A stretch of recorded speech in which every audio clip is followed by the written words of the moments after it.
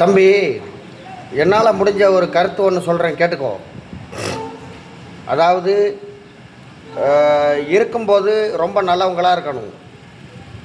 மற்றவங்களுக்கு கெட்டது பண்ணாமல், கெடுதல் பண்ணாமல், நல்லவங்களாக இருந்து எல்லாருக்கிட்டையும் அன்பாக பாசமாக பழகி எல்லாரையும் மரியாதையாக நடத்தி இருக்கிறம்போது ரொம்ப நல்லவங்களாக இருக்கணும். எப்போ வேணால் சாவு வரும், ஆனால் இருக்கும்போது ரொம்ப நல்லவங்களாக இருந்துட்டு செத்துறணும். எப்போ வேணால் ஆக்சிடெண்ட் ஆகலாம், ஹார்ட் அட்டாக் வரலாம், என்ன வேணால் நடக்கலாம். ஆனால் இருக்கிற வரைக்கும் ரொம்ப நல்லவங்களாக இருந்துட்டு செத்துறணும்.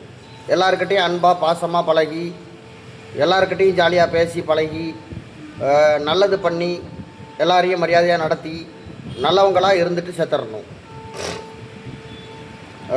வாழ்க்கையில் எப்போ வேணால் சாவு வரும். ரோட்டில் போயிட்டுருக்கோம், ஆக்சிடெண்ட் ஆகிடலாம், ஹார்ட் அட்டாக் வரலாம், எப்போ வேணால் என்ன வேணால் நடக்கும், சொல்ல முடியாது. இருக்கிற வரைக்கும் எல்லாரையும் சந்தோஷமாக வச்சுருந்து எல்லாருக்கிட்டையும் அன்பாக பாசமாக பழகி எல்லாருக்கிட்டையும் நல்லது பண்ணி நல்லவங்க ரொம்ப நல்லவங்களாக இருந்து அப்படியே இருந்துட்டு செத்துறணும். மற்றவங்களுக்கு நல்லது பண்ணி மற்றவங்களுக்கு நல்ல மனசோடு இருந்தால் நம்மளுக்கு நல்லது தன்னால் நடக்கும். யாருக்கும் கெடுதல் பண்ணாமல், யாருக்கும் கெட்டது பண்ணாமல் நம்ம மற்றவங்களுக்கு நல்லது பண்ணி நல்லவங்களாகவே இருக்கும்போது நம்மளுக்கு நல்லது கண்டிப்பாக நடக்கும். ஆண்டவன் இருக்கிறான், மனசாட்சி இருக்குது, ரொம்ப நல்லவங்களாக இருக்கணும். லைஃப்பை என்ஜாய் பண்ணணும்.